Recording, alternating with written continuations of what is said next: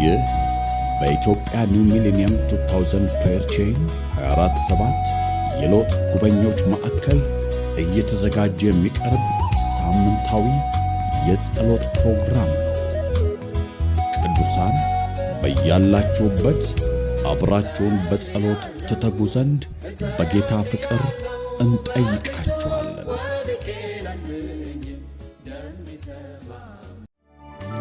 እስኪ መስቀል ስር ሸክሜን ልጣለው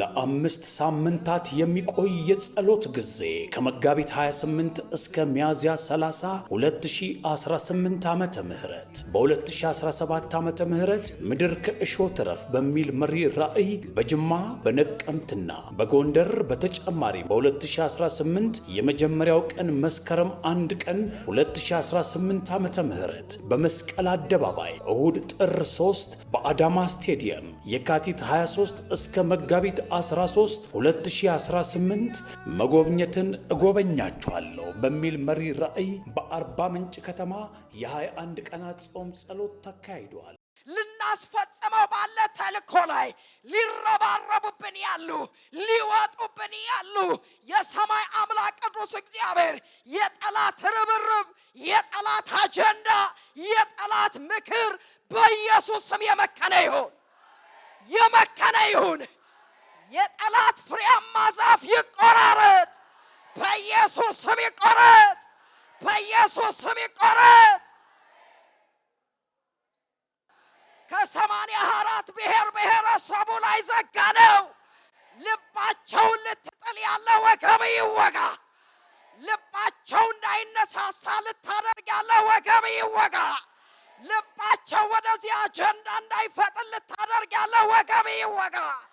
የቤት ሥራ የምትሰጥ ወገብ ይወጋ። የሰማይ አምላክ እግዚአብሔር በጌታ በኢየሱስ ክርስቶስ ስም እግዚአብሔር እረኛዬ ነው፣ የሚያሳጣኝም የለም። በለመለመ መስክ ያሳድረኛል፣ በዕረፍት ውኃ ዘንድ ይመራኛል። ነፍሴን መለሳት፣ ስለ ስሙም በጽድቅ መንገድ መራኝ። በሞት ጥላ መካከል እንኳ ብሄድ አንተ ከኔ ጋር ነህ፣ ክፉን አልፈራም ተብሎ በቃል እንደተጻፈ ክፉዎች ከምድሪቱ ላይ ይንኮታኮቱ። በኢየሱስ ስም የጥጃ ምስል የተቆረጠ ይውደቅ። ምድሪቱን ለጦርነት የጋበዘ ትውልዱ እርስ በርስ እንዲበላላ ያደረገ ወንድም ወንድሙን እንዲገድል ያደረገ ሚስጥራዊ መሰዊያዎች የሰማይ አምላክ እግዚአብሔር በጌታ በኢየሱስ ስም እየተገለጡ ይመቱ። ከተማችን ላይ ያሉ መሰዊያዎች እንቆጣቆጡ። ኢትዮጵያ ላይ ያሉ ባዕድ መሰዊያዎች እንቆጣቆጡ። የዘላለም አምላክ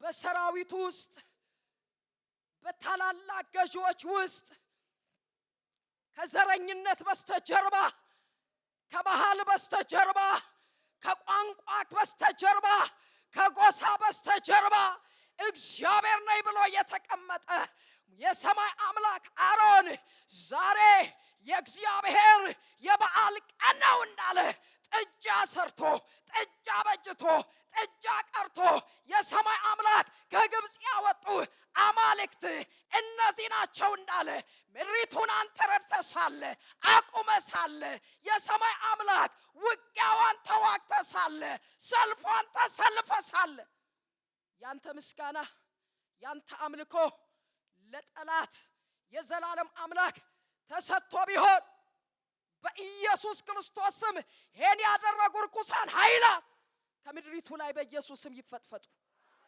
ከከፍታቸው ይፈጥፈጡ። አንተም ከፍታቸውን ትረግጣለህ እንደተባለ በእነዚህ ዓመታት ከፍ ብለው ያሉ በኢየሱስ ስም ይዋረዱ፣ በኢየሱስ ስም ይዋረዱ። አለቃ መናፍስቶች ይወጉ፣ የጦር አዝማች መናፍስቶች ይወጉ። በኢየሱስ ስም የበለዓም መንፈስ ይወጋ፣ ረካሚ መንፈስ ይወጋ። ይህን ተልኮ የሚረግም ይወጋ፣ አይሁንላቸው የሚል ይወጋ፣ በኢየሱስ ስም ይወጋ። የዘላለም አምላክ ባስኤልን በጥበብ ቤትህን እንዲሰራ የመገናኛ ድንኳኑን እንዲሰራ ጥበብ እንደሰጠኸው ይተልኮ በብዙ ድል በብዙ ስኬት በብዙ መከናወን በብዙ ደስታ እግዚአብሔር በአሸር መጽሐፍ ጻፈው እንዳልከው ለኢያሱ በጌታ በኢየሱስ ስም የሚጻፍለት አገልግሎት እግዚአብሔር ትውልድ ሊያቀው በታሪክ ደረጃ የሚነገርለት አገልግሎት ዘመናት የሚሻገር አመታት የሚሻገር አድርገህ እንድትፈጽመው በኢየሱስ ስም ጸልየናል። ሰማይ የሚደሰትበት እንድታደርገው ጸልየናል። መንግስት የሚተከልበት እንዲሆን ጸልየናል። መንግስት የሚገዛበት እንዲሆን ጸልየናል። የእግዚአብሔር መንግስት መብልና መጠጥ አይደለችም፣ በመንፈስ ቅዱስ የሆነች ደስታ፣ ሐሴት፣ ሰላም እንደተባለ የዚች መንግስት ደስታ ምድራችን ላይ እንዲገዛ እንጸልያለን። ሐሴት እንዲገዛ እንጸልያለን።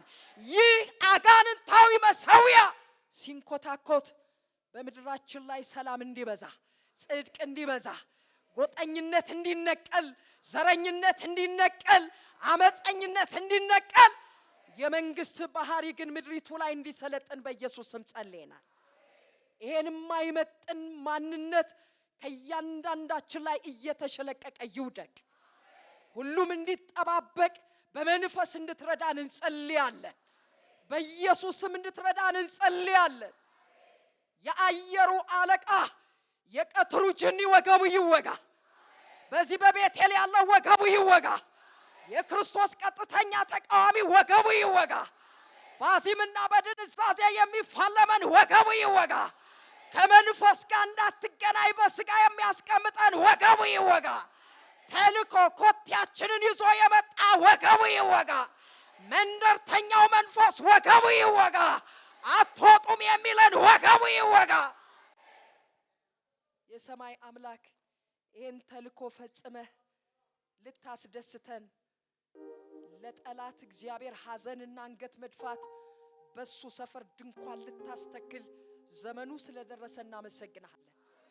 ለቤተ ክርስቲያን ለመውጣት ሪቫይቫል የሚሆንበት ዘመን ስለደረሰ እናመሰግናለን።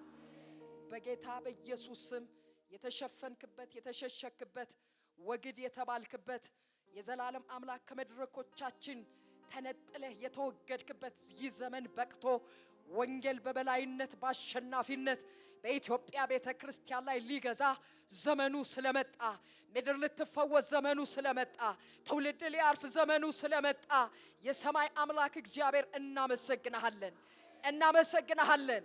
ይህ ኦፕሬሽን ላይ መንፈስ ስለተለቀቀ፣ ኃይል ስለተለቀቀ፣ ጸጋ ስለተለቀቀ በኢየሱስ ስም እናመሰግናለን። ክብር ላንተ ይሁን። ከዚህ በኋላ የሚሆነው ሁሉ ላንተ ክብር እንዲያመጣ በኢየሱስ ስም ጸልየናል። በነገር ሁሉ ተባረክ። የረዳን ያገዘን መንፈስ የተባረከ ይሁን። በመከሩ ጌታ በወደደን በክርስቶስ ኢየሱስ ብርቱ ስም ጸልየናል።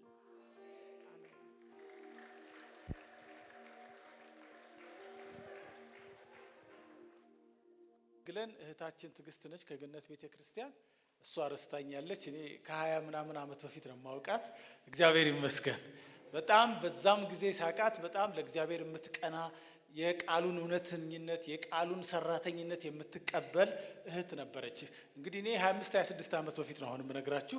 ልክ አሁንም እንደዛው እንደሆነች አውቃለሁ። እግዚአብሔር ይመስገን። ስለዚህ ዛሬ እሷ ነች የምታገለግለን። እስቲ እንሰማሻለን ተናገሪ በሏት እስቲ። እግዚአብሔር የላከውን ቃል እንቀበላለን።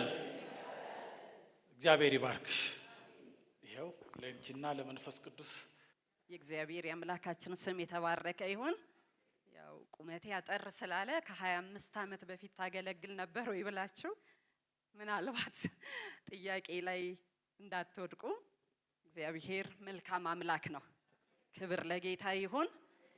በእውነት በዚህ ጉባኤ በማገልገሌ ራሴን እንደድለኛ ነው መቆጥረው። በእግዚአብሔርና በእናንተ ፊት ለመቆም እግዚአብሔር ስላረገልኝ ምህረት ስለተከፈተልኝ በር እግዚአብሔር ይባረክ። ክብር ለጌታ ይሁን። እግዚአብሔርን እጅግ አድርጌ አመሰግናለሁ። እግዚአብሔር የሰጠኝን መልእክት እናገራለሁ። ሁላችንም እንጸልያለን። እየጸለይን ከእግዚአብሔር ቃል አነባለሁኝ።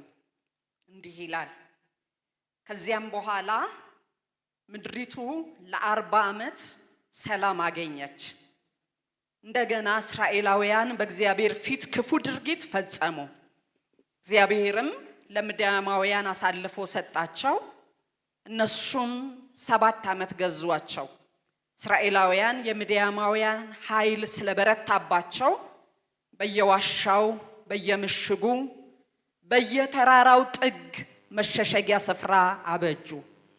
እስራኤላውያን ዘር በሚዘሩበት ጊዜ ሁሉ ምድያማውያን፣ አማሌቃውያን እና ሌሎች የምስራቅ ሕዝቦች መጥተው አገሩን ይወሩ ነበር። እነሱም በምድሪቱ ላይ ሰፍረው እስከ ጋዛ ያለውን ሰብል በማጥፋት አንዳችም የእህል ዘር አያስተርፉም። የበግም ሆነ የከብት ወይም የአህያ መንጋ አይተውም ነበር። ከብቶቻቸውንና ድንኳኖቻቸውን ይዘው ሲመጡ ልክ ያንበጣ መንጋ ይመስሉ ነበር። ሰዎቹንም ሆነ ግመሎቻቸውን ለመቁጠር አዳጋች ሲሆን የሚመጡትም ምድሪቱን ለማጥፋት ነበር። ምድያማውያን እስራኤላውያን ችግር ላይ ስለጣሏቸው ይረዳቸው ዘንድ ወደ እግዚአብሔር ጮኹ። ከምድያማውያን ጥቃት የተነሳ እስራኤላውያን ወደ እግዚአብሔር ጮኹ። እግዚአብሔር አንድ ነቢይ ላከላቸው። እሱም እንዲህ አለ፣ የእስራኤል አምላክ እግዚአብሔር እንዲህ ይላል፣ ከባርነት ቤት ከግብፅ ምድር ያወጣኋችሁ እኔ ነኝ። ከግብፃውያን እጅ ታደግኳችሁ፣ ከሚያስጨንቋችሁ ሁሉ አዳንኳችሁ። እነሱንም ከፊታችሁ አሳድጄ አስወጣኋቸው፣ ምድራቸውንም ሰጠኋችሁ።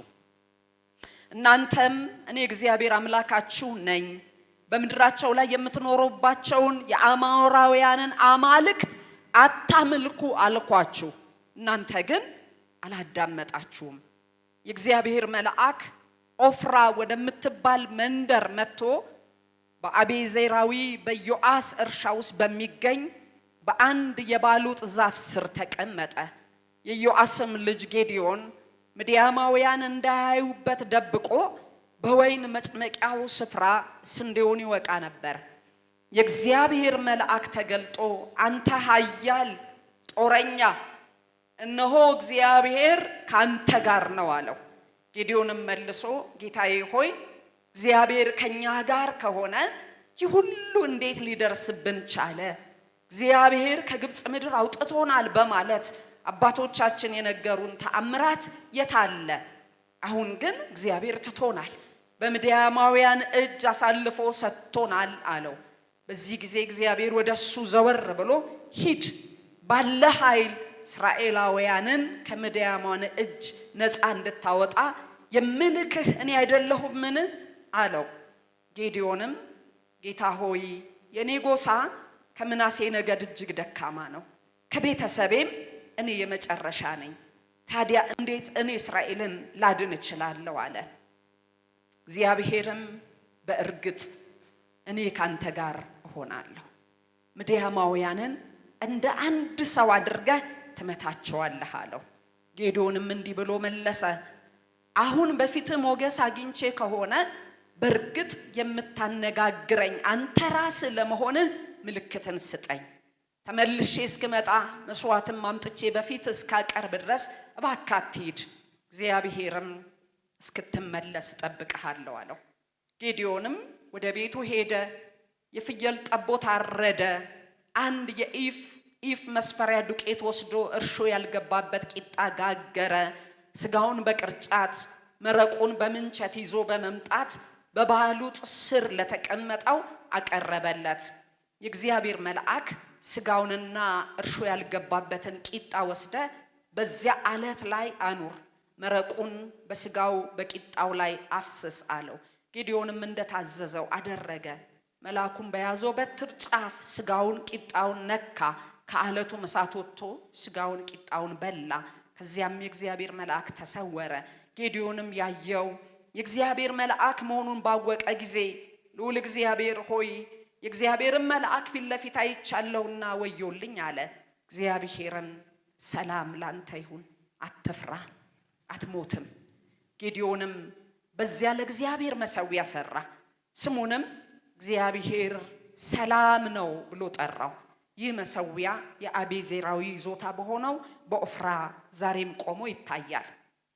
በዚያች ሌሊት እግዚአብሔር ጌዴዎንን እንዲህ አለው፣ ከአባትህ መንጋ 7 ዓመት የሆነውን ሁለተኛውን ወይፈን ውሰድ፣ አባትህ ለበዓል የሰራውን መሠዊያ አፍርስ፣ በአጠገቡ የአሼራን አምድ ሰባብረህ ጣል፣ በዚህ ፍርስራሽ ጉብታ ላይ ለአምላክህ ለእግዚአብሔር የሚገባውን መሠዊያ ስራ። ሰባብረህ በጣልከው የአሼራ ምስል አምድ ሁለተኛውን ወይፈን ወስደህ የሚቃጠል መስዋዕት አድርገህ አቅርበው። እንጸልያለን። አባት ሆይ የተነበበው ይሄ ቃል የሰው ድርሰት አይደለም። እግዚአብሔር አምላክ ሆይ ባዶ ትረካ አይደለም። እግዚአብሔር አምላክ ሆይ ከሰው አይምሮ ተጨምቆ የወጣ ድርሰት አይደለም። መንፈስ ቅዱስ ሆይ በዘመናት መካከል በታሪክ ውስጥ ብቅ እያልክልን አብራለን። ደጋግመን የሰማነው ቢሆንም አሁንም ያንተ ቃል ሕያው የሚሰራ 2 አፍ ካለው ሰይፍ ይልቅ እጅግ የተሳለ ነፍስን፣ መንፈስን፣ ጅማትን፣ ቅልጥምን እስከሚለይ ድረስ የሚወጋ የእግዚአብሔር ቃል ሕያው ነው የሚሰራም ነው ተብሏልና አሁን ይስራ። አሁን በሕይወታችን ይስራ።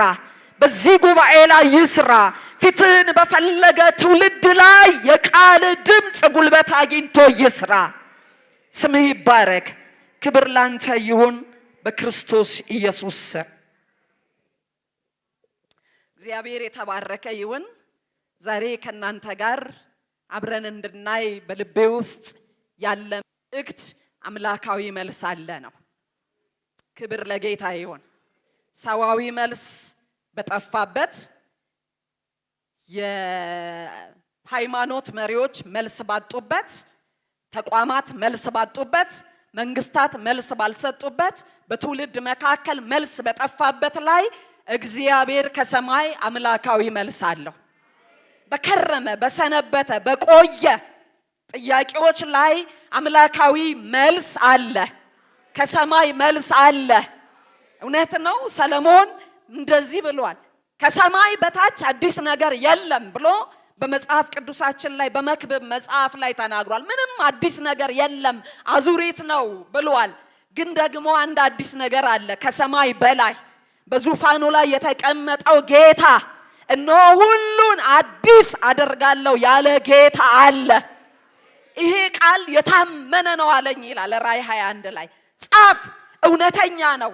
ምን አዲስ ነገር ይሆናል? ክብር ለጌታ ይሁን። ይህንን በተለይ ሮሜ 9 ላይ ሐዋርያው ጳውሎስ፣ ሮሜ 11 ላይ ሐዋርያው ጳውሎስ ወደ ኋላ የኤልያስን ዘመን ወደ ኋላ አሰበና በቅሬታ በጸጋ ስለቀሩ ቅሬታዎች ለመግለጽ ነው ይህንን የተናገረው። እና ኤልያስ በእግዚአብሔር ፊት የሚከሰውን አልሰማችሁምን?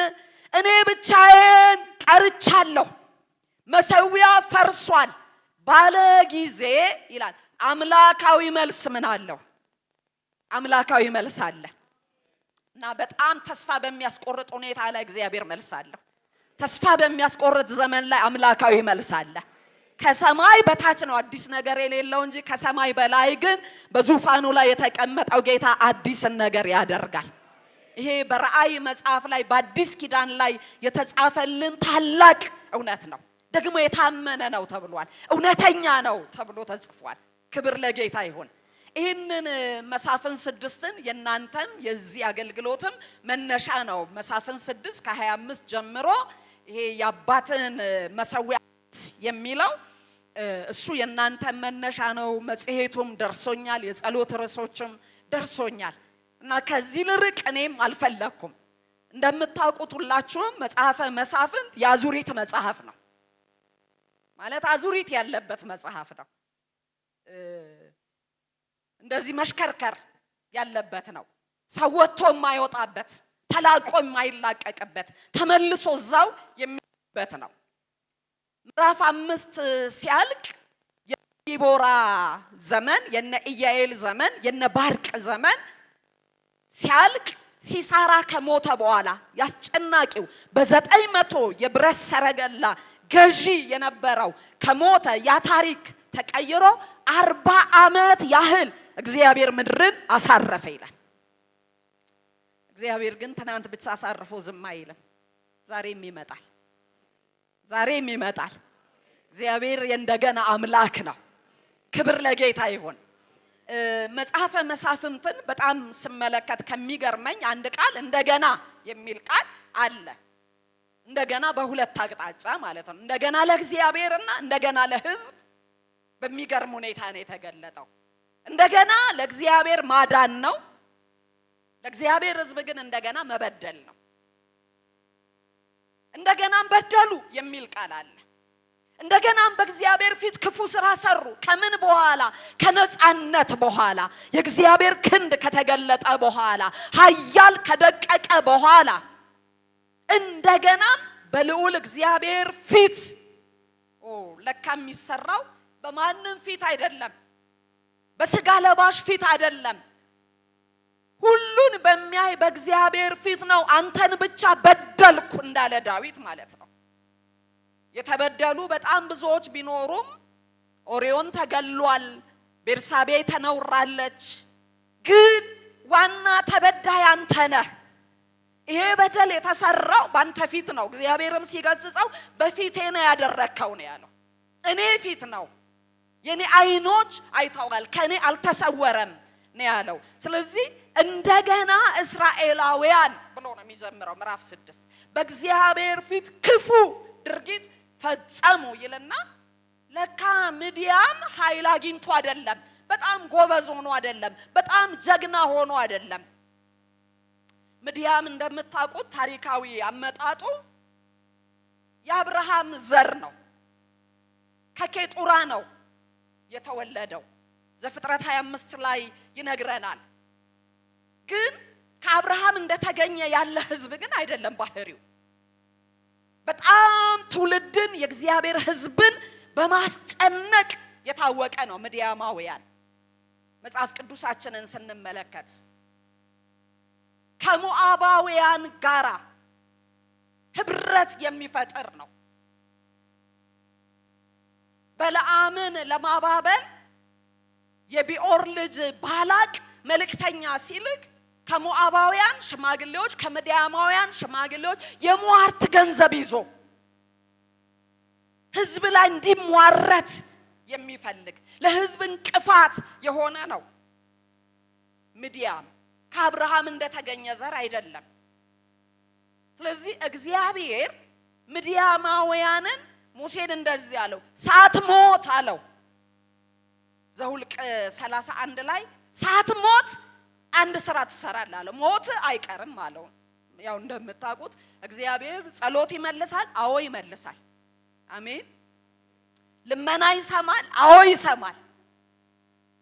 ስለማይሰማ ስለማይመልስ አይደለም። ግን እግዚአብሔር ሙሴን ምን አለው? እባክህ እንኳን ቢለው ሁለተኛ እንዳትጠይቅ አለው። አትገባም፣ ተስፋይቱ ምድር ላይ አትገባም። ከሩቅ ሆነ ነው የምትሰማው። ግን ከመሄድ በፊት ግን እግዚአብሔር በሰጠ ዘመን ምድያምን ተበቀልልኝ አለው። በጣም ነው የሚገርመው ሙሴ ምን ያህል ለእግዚአብሔር ያለው መታዘዝ፣ ለእግዚአብሔር ያለው መሰጠት። አትገባም ላለው ለእግዚአብሔር ይዋጋለታል፣ ይቆማል። ሂድ ተበቀልልኝ፣ ምድያምን ከተበቀልክ በኋላ ነው እኔ የምሰበስብህ አለው። ስለዚህ ምድያማውያንን ሙሴን እንደምታውቁት ከአማሌቃውያን ጋር ባለው ውጊያ ኢያሱ እንጂ ወደ ጦር ሜዳው የገባው እሱ አልገባም። እጅ ነው ሲያነሳ የነበረው። አሁን ግን እግዚአብሔር ምድያማውያንን እንዲበቀል እግዚአብሔር አዘዘው። ስለዚህ የህይወት ዘመኑ ፍጻሜው የተጠናቀቀው የሙሴ ዘመን የተጠናቀቀው በበቀል ነው፣ በሽንፈት አይደለም። አሜን። ላያስገባኝ ለእግዚአብሔር ብሎ እጁን አልሰበሰበም። ጣቶቹ ዘመቻን፣ እጆቹ ሰልፍን እንደተማሩ እግዚአብሔር ሰበሰበው። ክብር ለጌታ ይሁን። በጣም ይገርመኛል የሙሴ ህይወት እና ሲጨርስ ታውቃላችሁ ዘዳግም 33 ላይ እንደ እግዚአብሔር ያለ ማንም የለም ማለት። ማንም ምን አረገ ላላስገባህም ብትሉት አይ በፍጹም ከእግዚአብሔር ጋር ሊተካከል የሚችል የለም። እንደ እግዚአብሔር እና እንደ እግዚአብሔር ሕዝብ ያለ ማንም የለም። አሜን። ሕዝቡ ቢያታግልም እንደሱ ያለ ግን የለም። ለምን? በእግዚአብሔር ድኗል። በእግዚአብሔር የዳነ ሕዝብን ያህል ዋጋ ያለው ማንም የለም በምድር ላይ። በክርስቶስ ደም እንደ ዳነ ሕዝብ እንደ ቤተ ክርስቲያን የሚያክል ማንም የለም። ለዚህ ነው ጌታ ማንም ሌላ ስለሌለ ደጋግሞ የሚመጣው። እስቲ አሜን በሉ። ደጋግሞ በድለን ሳንመቸው ቆሮንቶሳውያን ስንት ነገር ውስጥ ወድቀው ደጋግሞ ይጻፍላቸዋል። ክብርት ቤተ ክርስቲያን ናታ፣ ሙሽራይቱ ናት። ሃሌሉያ! የምትነጠቅ ናት። ክብር ለጌታ ይሁን። ስለዚህ እንደ እግዚአብሔር ያለ ማንም የለም ይልና ከዛ በኋላ 33 ከቡራኬ በኋላ ሕዝብን ከባረከ በኋላ 34ኛው ምዕራፍ ላይ እግዚአብሔር ፈስጋ ተራራ ላይ ሂድና ሞት፣ ለመሞት የታዘዘ ለሞትም ይሄውም ለመስቀል ሞት ተባለ ለኢየሱስ። ፈስጋ ተራራ ላይ ውጣ ተባለ። በ120 ዓመቱ ተራራ ላይ ወጥቶ ነው የሞተው። ስለዚህ እነዚህ ምድያማውያን ርዝራዣቸው ቀርቷል ማለት ነው። የቀሩ ርዝራዦች ናቸው እና እግዚአብሔር ለነሱ አሳልፎ ስለሰጠ 7 ዓመት አይመስልም አገዛዛቸው። በጣም ከባድ ነው። ከምድሪቱ ላይ ፍሬያማነት እስኪጠፋ ድረስ ማንም በእጁ የሚይዘው ነገር እስከማያገኝ ድረስ የ7 ዓመት መከራ አይመስልም። መከራው በጣም የረጅም ዓመት ነው የሚመስለው። ኪሳራው ከባድ ነው በምድያማውያን የሆነው። ድንኳኖቻቸውን ይዘው ይመጣሉ። እንዴት ይላል? እንዳንበጣ መቆጠር ሁሉ አይችሉም፣ ሙሉን ነው የሚዘርፉት ብሎ ይናገራል። እና ዛሬ ጥቂት ነጥቦችን አምላካዊ መልስ እንዲፈጥንልን የእግዚአብሔር ሕዝቦች ዛሬም እግዚአብሔር የእንደገናው አምላክ እንደገና በግል ሕይወት እንደገና በቤተ ክርስቲያን እንደገና በምድሪቱ እንዲመጣ ከዚህ መጽሐፍ ላይ ጥቂት ነጥቦችን አብረን እንመልከት። የመጀመሪያው ውድቀት ያንገሽግሸን። እግዚአብሔር እስኪያንገሸግሸን ድረስ አይንቀሳቀስም። አንዳንዴ ይስማማናል፣ እንለምደዋለን። ውድቀት የሚለምድ ማንነት አለን። ይለመዳል። የእግዚአብሔር ክብር የሌለበት ነገር ይለመዳል። እውነት የሌለበት ነገር ይለመዳል። አመፃ የነገሰበት ነገር አይ እኮ ያለ ነው ይላል ሰው። እንዴ እንደዚህ እኮ ነው የሚኖረው። ይሄ ሽንፈት፣ ይሄ ውድቀት፣ ይሄ መሸማቀቅ፣ ይሄ በጠላት እጅ መውደቅ ያንገሸገሸው ሕዝብ ጋር እግዚአብሔር ይመጣል። እንደ ግል ያንገሽግሸን ኃጢአት፣ እንደ ግል፣ እንደ ቤተሰብ፣ እንደ ቤተ ክርስቲያን ልክ ያልሆኑ አሰራሮች ያንገሽግሹን። ሉቃስ 15 ላይ ትዝ ይለናል። ያ ከአባቱ ቤት የወጣው ልጅ ተንገሸገሸ። ከሪያ ጋር ፈልጎ መብላት እንኳን እስኪያቅተው ድረስ የደረሰበት ያ ህይወት አንገሸገሸው። የእግዚአብሔር ማዳን፣ የእግዚአብሔር አምላካዊ መልስ የሚመጣው በዘመናት መካከል ያሉበት ነገር ያንገሸገሻቸው ላይ አምላካዊ መልስ አለ። ኧረ አለ። አምላካዊ መልስ አለ። በጣም ያስፈራል ወገኖቼ። ኃጢአት የለመደ ልቦና አላቸው ይላል ሁለተኛ ጴጥሮስ ላይ። መልመድ ሆሴ ላይ እንደ ውሃ እንደ እንጀራ ሆኖላቸዋል። ፕሮግራም ሆኗል ማለት ነው። ይበላል፣ ይጠጣል። ምን ኃጢአት እንደ ልክ ተቆጥሯል። እግዚአብሔር ካላንገሸገሸ ነገር አያድነንም። መንገሽገሻችንን ይፈልጋል። መጽሐፍ ቅዱስ ላይ በጣም ስንመለከት ዘጸአት ላይ ጮሁ ይላል። ስለ ባርነታቸው ጮሁ። የሚጮህ በራሱ መዳን የማይችል ነው። ያለበት ያንገሸገሸው ነው። ስለዚህ ምን ይላል? ቁጥር 7 ላይ ከምድያማውያን ጥቃት የተነሳ እስራኤላውያን ወደ እግዚአብሔር ጮሁ። ምንጮህበት መስመር በክርስቶስ ኢየሱስ ተከፈተልን። በር ተከፈተልን። ጮሁ። ከባድ ነው። ወደ ታችም ስንመለከት ጌዲዮን ጋር ሲደርስ ስንዴ እኮ በተራራ ላይ ነው የሚወቃው። ንፋስ ይፈልጋል። ገለባውን እሱ ስር ነው ያለው ከፍርሃት የተነሳ እና ልክ ካልሆነው ነገር ጋር መፋታት የምንችለው አልፈልግም ስላልን ሳይሆን ስንጮህ ነው። መንገሽገሽ ስንጀምር ነው። ስለዚህ የመጀመሪያው ጉብኝትን የምናየው መሰዊያውን በማፍረስ አይደለም። መጀመሪያው የሚጀምረው ከመጮህ ይጀምራል። እግዚአብሔር ይሄን ጩኸት ይቀበለዋል፣ ይሰበስበዋል፣ ወደ እግዚአብሔር ጆሮ ይደርሳል። እግዚአብሔር ዝቅ ዝቅ ይላል። ሰማያትን ቀዶ ጌታ ይወርዳል።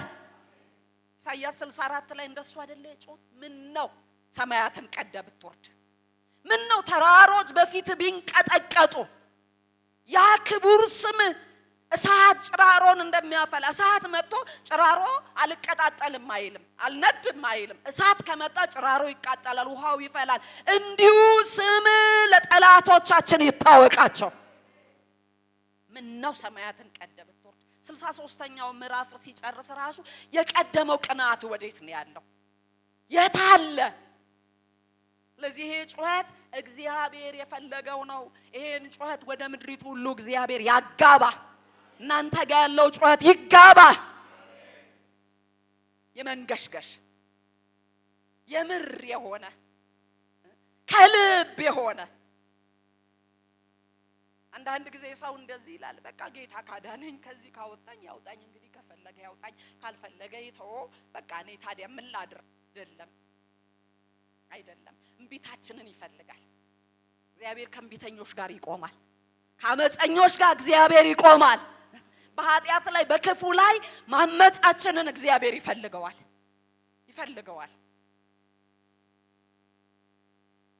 ስለዚህ እግዚአብሔር ወዲያውኑ ነው ድምጽ ያመጣው። ምን የሚል ድምጽ ነው እግዚአብሔር ያመጣው? እግዚአብሔር ዘላለማዊ ፍቅሩን ገለጠ። አልተለወጥኩም አለ። ያኔም እኮ ከግብጽ ቤት ያወጣዋችሁ እኔ እኮ ነኝ።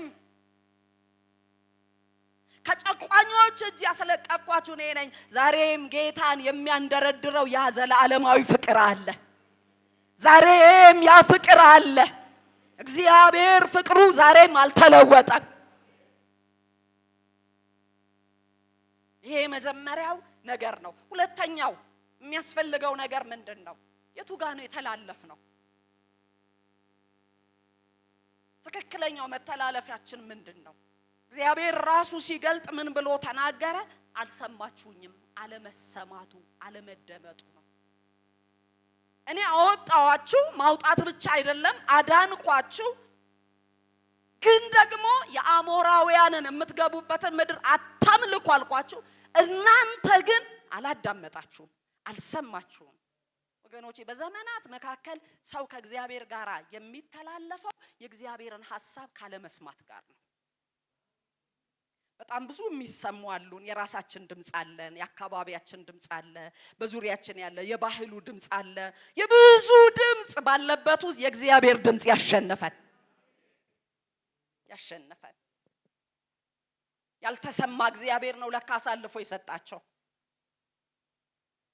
እንጂ ምድያም ጎበዝ ሆኖ አይደለም፣ ምድያም ብርቱ ሆኖ አይደለም። አሸማቆ ያለው የቱንም ያህል ቢወራ በክርስቶስ ኢየሱስ ከተገኘው ድል በላይ የሆነ ኃይል የለም። አራሜን የለም። የቱንም ያህል ቢረቅ የጨለማ ኃይል የ666 የምን ብንል ኃይላት ሁሉ ቢጠራቀሙ የኢየሱስን ኃይል ሊገዳደሩ አይችሉም። ራዕይ 17 ላይ በጣም ይገርመኛል። እንደዚህ ይላል፣ እነዚህ ሁሉ ይላል 10 መንግስታት ናቸው። ለአውሬው ኃይላቸውን ሰጡና ይኸው ካንተ ኋላ ነን አለን እኛ አለን አሉና እነዚህ ሁሉ ይላል ከአውሬው ጋር ተስማምተው በጉን ይወጋሉ ይላል። የሚወጉት ማንን ነው? በጉን ነው ይለና ዮሐንስ ግን እንዲህ ይለናል፣ ሐዋርያው ዮሐንስ በጉ ይለናል። ሊወጉት የመጡት የጌቶች ጌታ ነው፣ የነገስታት ንጉስ ነው።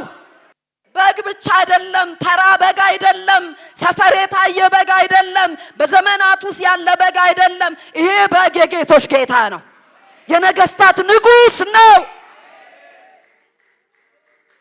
ስለዚህ ምን ያደርጋል? ድል ይነሳቸዋል ይልና በጣም ደስ የሚለኝ ቃል አለ። እሱ ብቻ አይደለም ድል ነሺ፣ ከሱ ጋር ያሉ ሰምተውት መተው አሰላለፍ ያሳመሩ ሰልፋቸውን ያሳመሩ ከሱ ጋር ያሉ የተጠሩ የተመረጡ አብረው ይነሳሉ። የኢየሱስ ድል ድልሽ ነው። የኢየሱስ ድል ድላችን ነው። የድሉ ሚስጥር ያለው መስማት ነው። የምወደው ልጄ የቤተ ክርስቲያን ራስ፣ የቤተ ክርስቲያን አምድ፣ ሊሰማ የሚገባ በምንም ፍልስፍና የማይቀየር፣ በፖለቲካ የማይቀየር፣ በእኛ እድገት የማይቀየር፣ በዘመናት መካከል የማይቀየር ሕያው ድምጽ ያለው፣ አስፈሪ ድምጽ ያለው፣ ጉልበት ያለው ድምጽ ያለው፣ የምንታዘዘው ድምጽ ያለው ኢየሱስ ጋር ነው። እግዚአብሔር ዛሬ መሰማት ይፈልጋል። ማደጋችን እሱን ከመስማት አያጉድለን። መቆየታችን መኖራችን ነበር። የድሮ እኔ ጌታን እኮ ስሰማ አቤት ጌታ ካለኝ የሚለው ከድሮ ታሪክ እግዚአብሔር ያውጣን። ዛሬም ይሰማ፣ ዛሬም ይደመጥ። ስለዚህ እግዚአብሔር ምክንያት አላዳመጣችሁኝም፣ ስለዚህ ምን በሉኝ እያለ ነው እግዚአብሔር። ስሙኝ፣ አዳምጡኝ እያለ ነው። እነማን ናቸው በምድረ በዳ የቀሩት? እግዚአብሔርን በትክክል ሰምተው ያልታዘዙት። መስማት የሚለው መጽሐፍ ቅዱስ ከመታዘዝ ጋር አታምልኩ አልኳችሁ አልሰማችሁኝም ሲል ጆሮ ዝም ብሎ ድምጽ አልሰማም አይደለም፣ መስማት ከተግባር ጋር። ስለዚህ እግዚአብሔር በሁለተኛ ደረጃ አምላካዊ መልስ ከኛ ጋር እንዲቀጥል እግዚአብሔር በግል ህይወት፣ በትዳራችን፣ በትውልዳችን እግዚአብሔር ይሰማ፣ እግዚአብሔር ይሰማ። ሶስተኛው እግዚአብሔር አሁንም የሚፈልገው የእግዚአብሔርን ህልውና እንቀበል፣ ቦታ ይሰጠው። እግዚአብሔር ዛሬም አምላካዊ መልስን ሲያመጣ በሌላ ተስፋ አይደለም የሚመጣው። ይሄን ያህል አለ፣ ይሄን ያህል ቁጥር አለ፣ ይሄን ያህል ህዝብ ይጸልያል ከዛስ ለውጥ ይመጣል አይደለም። ብዙ ቁጥር አለ አይደለም። አንዱ ጌታ እንደዚህ ያለው እኔ ከምክንያትህ በላይ ነኝ። ጌዲዮን ጋር መጣ። ያው የእግዚአብሔር መልአክ የሚለው ራሱ እግዚአብሔር ነው። ክፍሉን ስታነቡት ግልጠተ እግዚአብሔር ነው። እግዚአብሔር ክርስቶስ በብሉይ ኪዳን የተገለጠበት መገለጥ ነው። እና የታለ አባቶቻችን የነገሩን ተአምራት የታለ ይሆናል? ከግብጽ ምድር አወጣን ያሉት ያ ክንዱ የታለ ብሎ ሲለው እግዚአብሔር እንደዚህ ያለ ቁጥር 16 ላይ እግዚአብሔርም በእርግጥ እኔ ካንተ ጋር ሆናለሁ። በጣም ነው ቃሉ ልቤን የያዘኝ። ማለት እግዚአብሔር እኔ ካንተ ጋር ሆናለሁ ብቻ እኮ አይደለም፣ በእርግጥ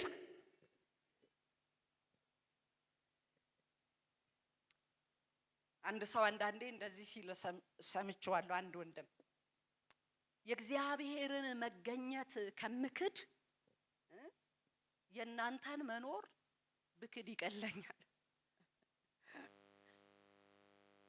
እግዚአብሔር የለም ከምን ይሄ ጉባኤ የለም ብል ይቀለኛል። እና የእግዚአብሔር መገኘት ወገኖቼ እንዲሁ እንደው ስሜታችንን ወረር የሚያደርግ ሳይሆን እርግጥ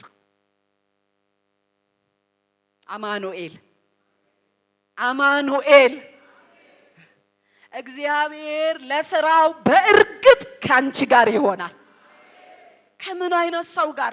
በጣም ከደካማው። እግዚአብሔር ነው እኮ ኃያል ጦረኛ የሚለው። ሰውየው እንኳን ኃያል ጦረኛ ሊሆን ቀርቶ ተደብቆ ያለ ሰው፣ ተሸሽጎ ያለ ሰው፣ ታሪክ የሚያውቅ ሰው፣ መውጣት የማይችል ሰው። ወገኖቼ የኃያልነታችን ሚስጥር ያለው በእግዚአብሔር አብሮነት ነው። ማርያም እንዲህ አለች፣ ብርቱ የሆነው እሱ አለች።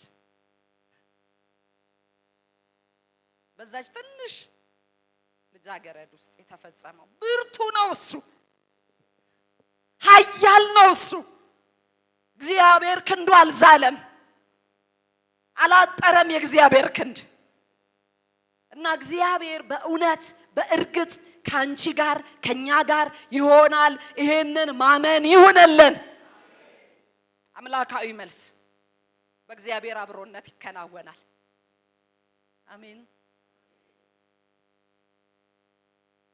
በምድር ላይ ከሚነገሩን የትኛውም ተስፋዎች ይሆንላችኋል፣ ይሳካልሃል፣ ይሄ ይሆንልሻል ከሚባሉ ከየትኛውም ተስፋዎች አቻ የማይገኝለት ተወዳዳሪ የማይገኝለት የበረከት ሁሉ ጥግ እግዚአብሔር እኔ ካንተ ጋር ነኝ ሲል ነው። ምንም አይስተካከለው። ምንም ቦት እኮ አይደለም፣ ዘመድ እኮ አይደለም፣ ጠቅላይ ሚኒስትር እኮ አይደለም፣ እግዚአብሔር እኮ ነው። ደካማ ጋር መጥቶ እኔ ዘሬ ተጠቃ ከሚለው ጋር፣ እኔ ታናሽ ከቤተሰቤ ከሚለው ጋር ራሱን ከታናናሾች ጋር ማስተሳሰር የሚመቸው ጌታ።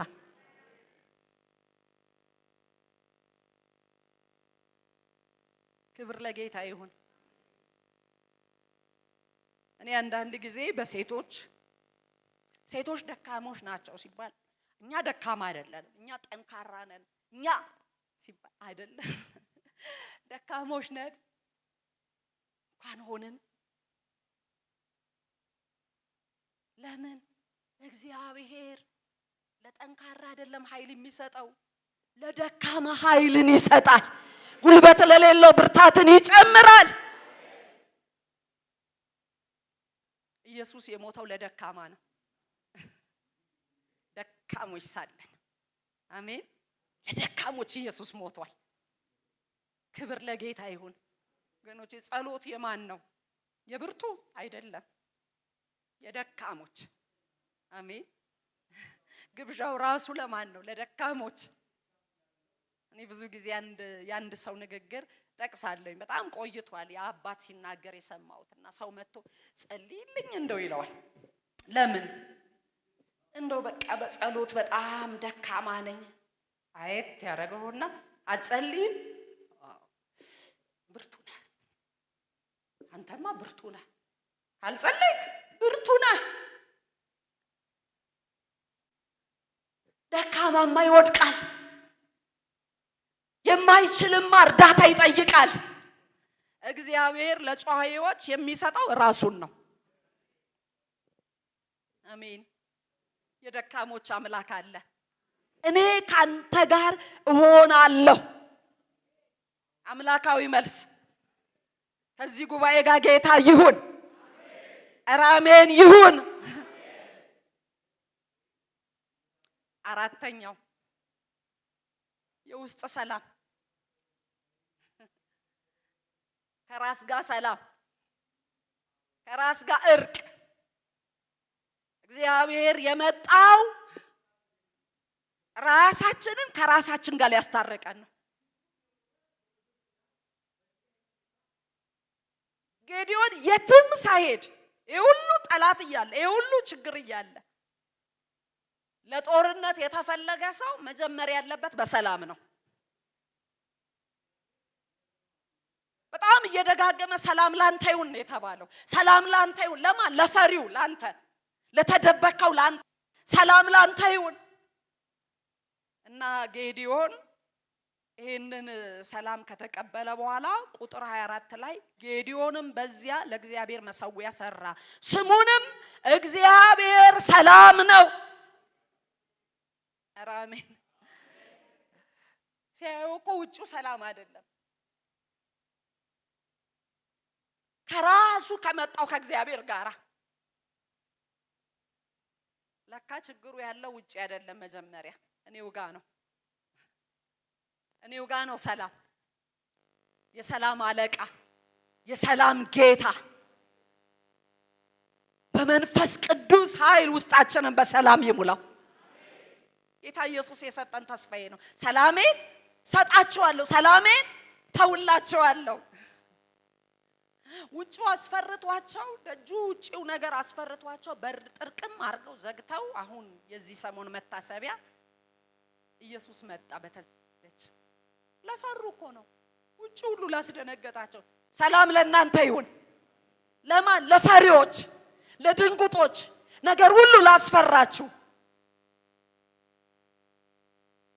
እግዚአብሔር ወገኖቼ ከውስጣችን ባለው ሰላም ነው ታላቅ ድል ማምጣት የሚፈልገው። አነጋጋሪ ሰላም ውስጣችን ይግባ። በዚህ ሁከት በሞላበት አጠያቂ ሰላም በውስጣችን ይግባ። ዓለም የሌላት ሰላም፣ በወንጌል የተገለጠው ሰላም፣ በደም የተገኘ ሰላም፣ በእርቅ የተገኘ ሰላም፣ የክርስቶስ ደም ያመጣው ሰላም ውስጣችንን ይግዛው። ቆላሲስ ላይ የክርስቶስ ሰላም በልባችሁ ይግዛ ይላል። አገር ሳይገዛ የኔን ልብ ይግዛ። አሜን። እኔ ሰላም ስሆን ሰላም ይሆናል።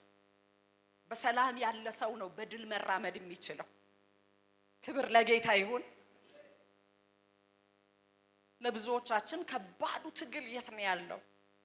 የስኬት ማጣት የሆነ ነገር አይደለም፣ ከውስጥ ደፈራርሷል። ከውስጥ ነው የተበለሻሸው። ቤተ መቅደሱ ከውስጥ ያለው ቆሻሻ ነው መውጣት ያለበት። ስለዚህ ዲል ካረገ በኋላ የመጀመሪያ ምን አገኘህ ጌዲዮን ብትሉት ሰላም። ስለዚህ መሠዊያውን ምንም አይደለም ሌላ ያለው እግዚአብሔር ሰላም ነው። የሰላም ህብረት መጀመሪያ ወደ ላይ የሆነ የደስታ የመፍለቅለቅ እርቅ እንዳገኘ ሰው መኖር ይሆንልን። በወንጌል የመጣው እርቅ ልባችንን ይግዛው፣ ልባችንን ይቆጣጠረው።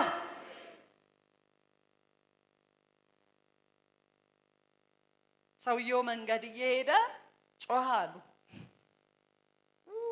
ብሎ እና ሰዎች ተሰብስበው ምንድነው ገላግሉኝ። ከማን? እዚህ ውስጥ ይጣላል። እዚህ ውስጥ አሉ ጦርነቱ እዚህ ይሻር።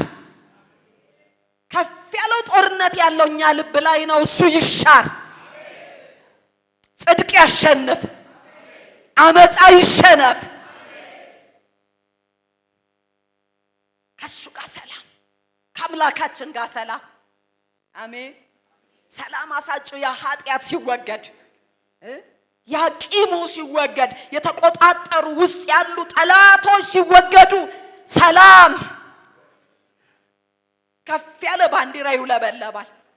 ምን አግኝታ ነው እንዴ? ዘመኑ እኮ ይሄ ነው። ምንድነው ፈገግ ያሰኛት? ሰላም ነው እግዚአብሔር ሰላም በቤታችን በጓዳችን ሰላም። እሱ መሠዊያ ይቅደም። እሱ ጉልበት አለው። የሚገርማችሁ ኃይል አለው። አንዳንዴ ገጥሟቸዋል ሰዎች ምንም ሳትሏቸው በቃ የሆነ ነገር አንስተው ሊወረውሩ። ሰላም የለም። የውስጥ ሰላም በብር በወርቅ የማይገኘው በደም የተገኘው ሰላም፣ በመስቀል ስራ የተገኘ ሰላም፣ በመስቀሉም ሰላም አድርጎ ይላል። ስለዚህ የመጀመሪያው መሠዊያ አምላካዊ መልስ አብሮን ባለ ጌታ ሰላም ይሁንልን። አለች ጎረቤቴ አለ አካባቢ አለንትና ከምንለው በላይ መጀመሪያ ነው ሰላም ልሁን። ምድያም እኮ አልተመታም፣ ግን ሰላም ተባለ። ለዚህ የጸሎት አገልጋዮች በዚህ ላላችሁ ለተሰበሰባችሁ ጠላት ከመውደቁ በፊት እናንተ በሰላም ጢም ብላችሁ ተሞሉ። እሱ እኮ ነው ለክፉ ራስ መታላችሁ ሳላችሁ። ሐማ ባለ ድል ነው። በጣም ተከናውኖለታል። ቀለበት ተሰጥቶታል። ግብዣ ከንጉስ ጋር የሚጋበዝ ነው። ሱሳ ከተማ ስደረግጥ እሱና ንጉሱ ደስ ብሏቸው ይጠጣሉ፣ ይጨልጣሉ። ከዛ ንግስቲቱ ገብታ ሐማም አብሮ ይምጣ ስትል ተፍለቀለቀ። በቃ ተፍለቀለ። ንግስቲቱ እኮ ከኔ በላይ ማንንም አልጋበዘችም ማለት ግን ምን ዋጋ አለው? ምን አንድ በሰላም የተቀመጠ ሰው አለ። ምን እየሰማ ይሄ ሁሉ እየሰማ ያለ መነሳት ያለ መናወጥ የተቀመጠ አለ። ችግር ስለሌለ እኮ አይደለም፣ ነገር ስለሌለ አይደለም። የእግዚአብሔር ጸጋ ከችግር በላይ ያደርጋል፣ ከእንቆቅልሽ በላይ ያደርጋል።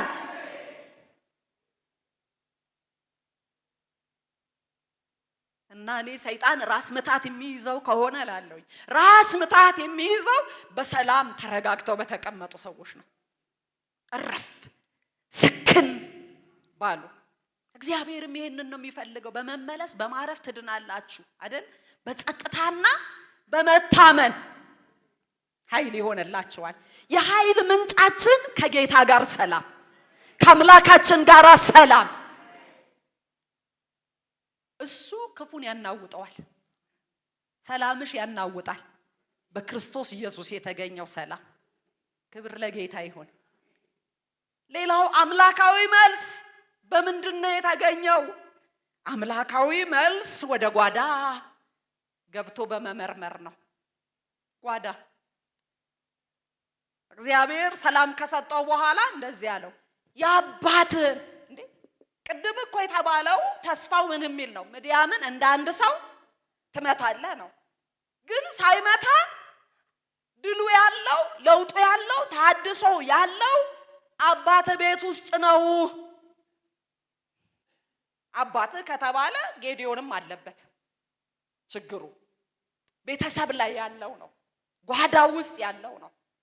ስለዚህ እሱን ጨክነህ አፍርስ። እግዚአብሔር ጭካኔያችንን ይፈልገዋል። አሜን። ይፈልገዋል ጭካኔያችንን። ለሽንፈታቸው ምክንያት ይሄ ነው። በኋላም ላይ ታያላችሁ። ወደ አባቱ ሄደው እንዴት እስራኤላውያን እኮ ናቸው፣ እንዴት ተነካሉ? አስቆጣቸው። እንዴት የባኦል እንዴት ያሼራ ይነካል? እንዴት ይነካል? ከእግዚአብሔር መሰዊያ ጋር በትይዩ ያለ የተቀራረበ ሩቅ ያልሆነ ግን ለሌላ የሚታጠን ሌላ ስም ያገኘበት የበላይነትን ያገኘበት የአቻነት ስሜት የተሰማው እሱ ይፍረስ። የት አባት ቤት ያባቱ ነው። ምናልባት ዮአስ የጌዲዮን አባት የዛ የጎሳው አለቃ ሳይሆን አይቀርም። እግዚአብሔር ዋናው ጋር መጣ።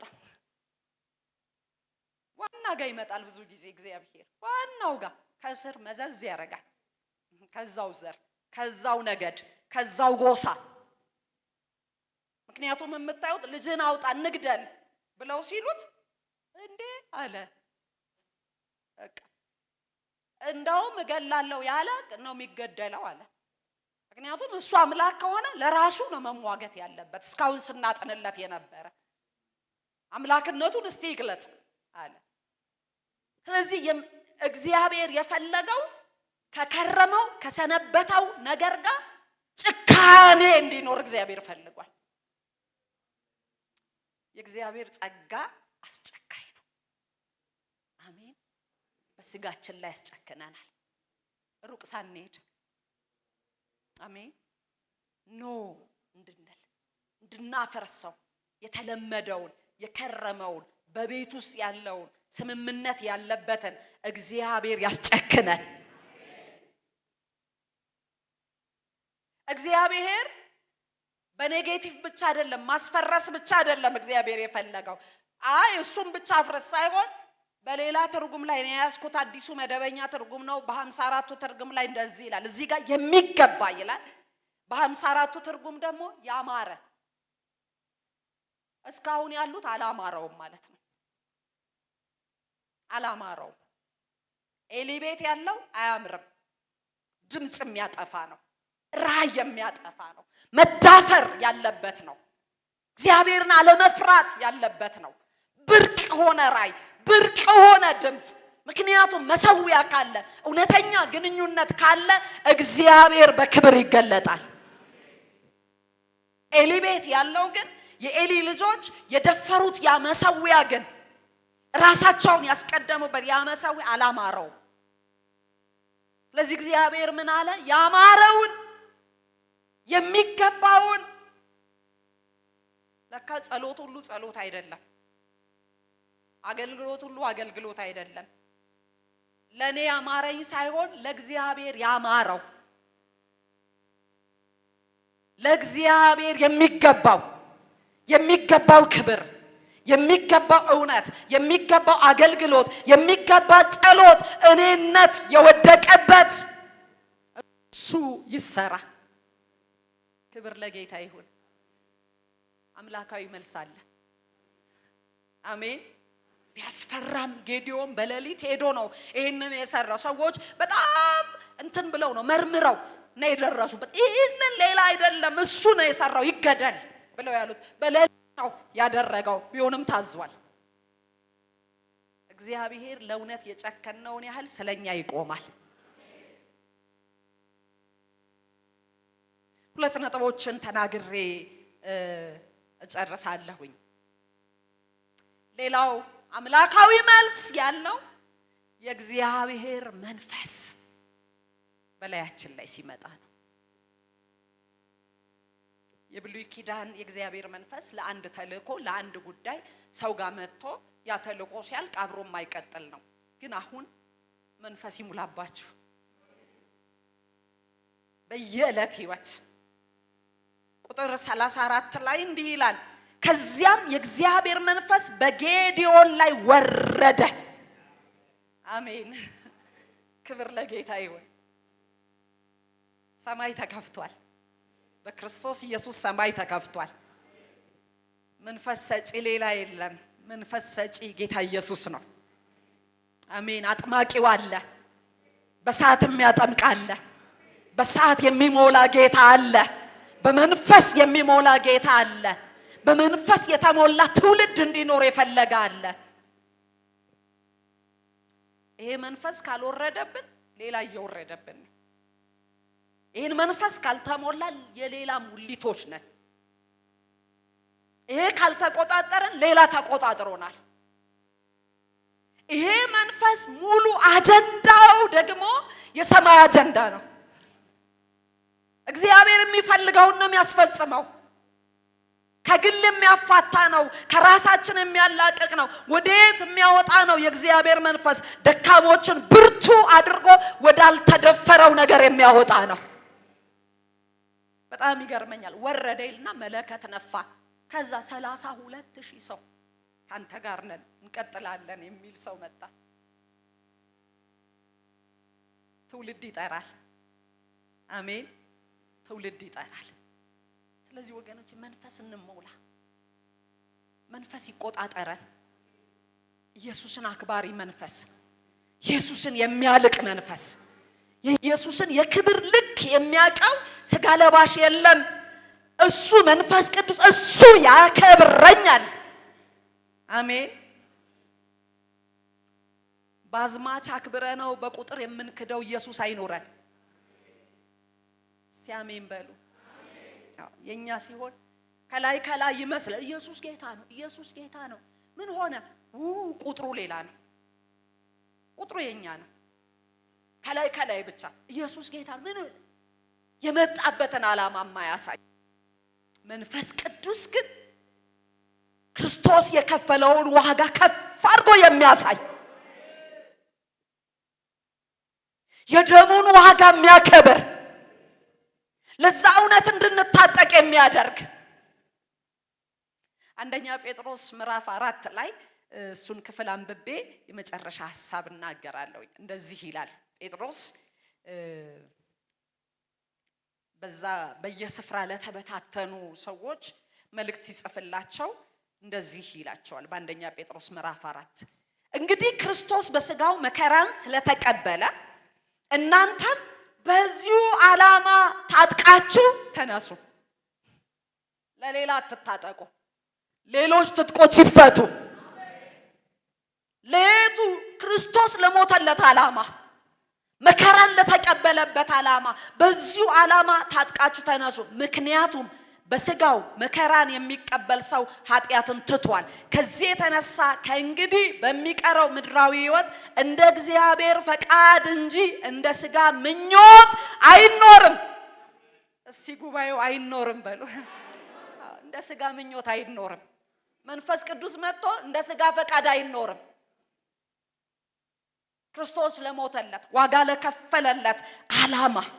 ስለዚህ ጌዲዮን ለዛ ለተቀሰቀሰበት ዓላማ ከወይን መጥመቂያ ጀምሮ ላባበለው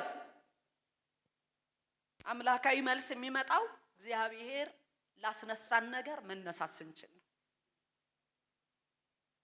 በእግዚአብሔር ተነስተን ለሌላ መኖር አይሆን፣ ለዛው መኖር ይሆንልን። የመጨረሻ እግዚአብሔር ዓላማ ካለው ሰራዊት ይቆማል። አሜን። ሰራዊት ፈላጊ ነው። እግዚአብሔር ይፈልጋል ሰራዊት፣ የወንድ የሴት እግዚአብሔር ሰራዊት ይፈልጋል። ግን የተንጋጋ ሰራዊት ሳይሆን በዓላማ የሚኖር ሰራዊት ነው። በጣም እንግዲህ የጌዲዮን ታሪክ ምዕራፍ 6 7 8 ድረስ ይሄዳል አይደል? የማይደፈር የሚመስለውን እግዚአብሔር በ300 32,000 ነው ግር ብሎ የመጣው። በግርታ አይሆንም። በቁጥር ብልጫ አይደለም፣ በዓላማ ብልጫ። የዓላማ ብልጫ ይምጣለን። እግዚአብሔር አየ 32,000 ሰውና ይሄ ድል ቢመጣ ራሱ እኛ እኮ ብዙ ነው ቁጥራችን። ዘዳግም ምዕራፍ 20 ላይ እግዚአብሔር እንደዚህ አለ፣ ጠላቶችን አለው በሙሴ አማካኝነት ለመውጋት በወጣህ ጊዜ የቁጥር አብላጫው ካንተ ይልቅ በስተው ባየህ ጊዜ ፈረሶች፣ ሰረገሎች በስተው ካንተ ይልቅ በስተው ስታይ አትፍራ። ታዲያ ምን እናድርግ? ከግብጽ ምድር ያወጣህ እግዚአብሔር ካንተ ጋር ይቆማል።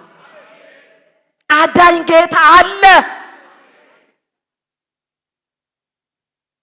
እግዚአብሔር አቻ ግጥሚያ የለውም። አሜን። ለአንድ ነገር ለመጣል ቆይ ይሄንን በምንድን ነው አቻ የሆነ መሳሪያ ለዚህኛው ምንድን ነው በአቻ እንዴት ነው የምገጥመው ብሎ እግዚአብሔር በአቻ ተውራር ጎልያድ ሁላችንም የምናውቀው ነው አይደለ? ተቀልቦ ቁመቱ ምኑ ህዝብ ሁሉ ዜና ሁሉ እንዳሁኑ ማህበራዊ ድረገጽ ቢኖር የሚወራው ሌላ ነገር አይወራም። ጎልያድ ክብደቱ የያዘው ጦሩ የያዘው ጭንቅላቱ ላይ ያረገው እስራኤል ሁሉ የሚያወራው ይሄንን ነው። እግዚአብሔር ቆይ እኔም ደግሞ አንድ ጎልያድን የሚያክል ሰው ሰራና ያያል አላለም። በተቃራኒው እየተበሳጨ ነው የወደቀው። አበሳጭቶ ነው እግዚአብሔር የገደለው።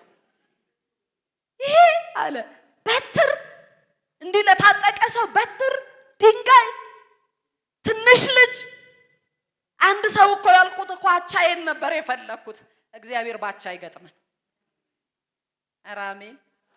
ፍልስጤም ምድሪቱን ምድያም ምድሪቱን ሸፍኗል። ምድሪቱን ሞልቷል። እንዳንበጣ ናቸው ድንኳኖቻቸው፣ ግመሎቻቸው፣ ከብቶቻቸው። እግዚአብሔር ከ32,000 የፈራ ካለ ዓላማ የሌለው ያልጨከነ ካለ ይመለሳል። አስመለሰ። 22,000 በመጀመሪያው ተቀነሰ። 10,000 ሰው ቀር። አይ አሁንም አለ አሁንም ለወጣበት ዓላማ የሚኖረውን ለይልኛል። ይሄ ባገኘው ቦታ ድፍት ብሎ እንደ ውሻ የሚጠጣው ተውልኝ።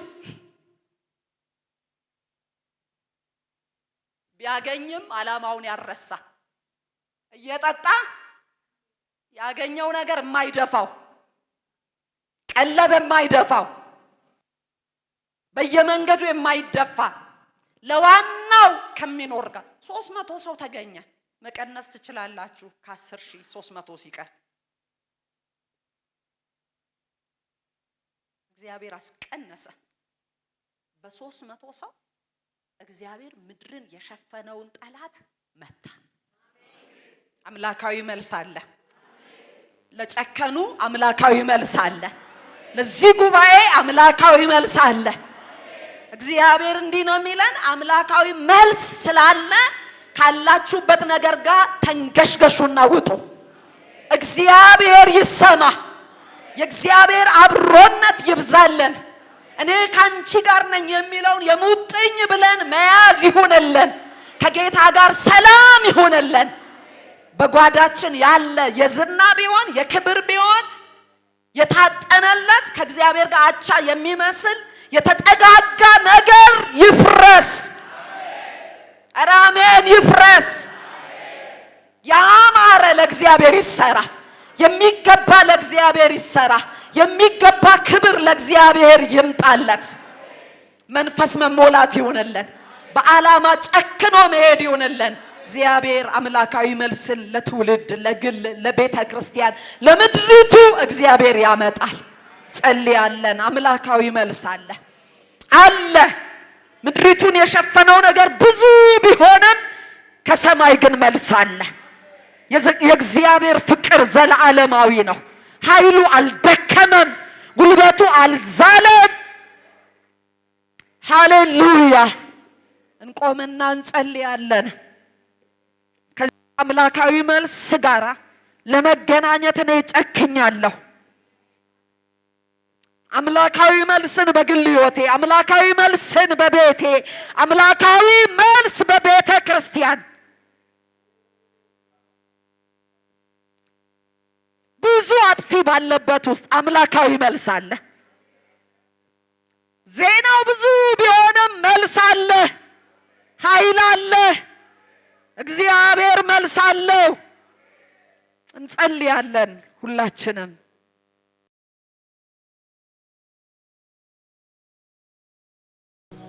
ይህ በኢትዮጵያ ኒው ሚሊኒየም 2000 ፕሬየር ቼን 24/7 የሎጥ ጉበኞች ማዕከል እየተዘጋጀ የሚቀርብ ሳምንታዊ የጸሎት ፕሮግራም ነው። ቅዱሳን በያላችሁበት አብራችሁን በጸሎት ትተጉ ዘንድ በጌታ ፍቅር እንጠይቃችኋለን።